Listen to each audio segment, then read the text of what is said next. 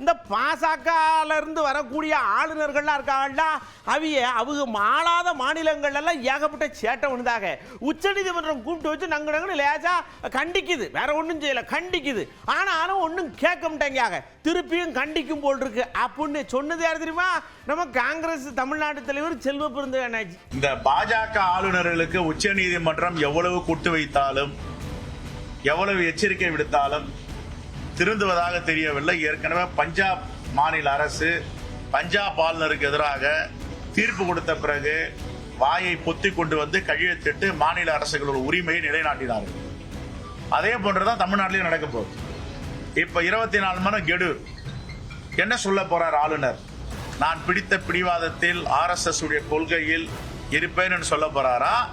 அரசியலமைப்பு சட்டத்தை நான் மதிக்க போறேன், உச்ச நீதிமன்றத்தை வழிகாட்டத்தை ஏற்றுக்கொள்ள போறேன்னு சொல்ல போறாரா? 24 மணி நேரம் பொறுத்து பார்ப்போம்.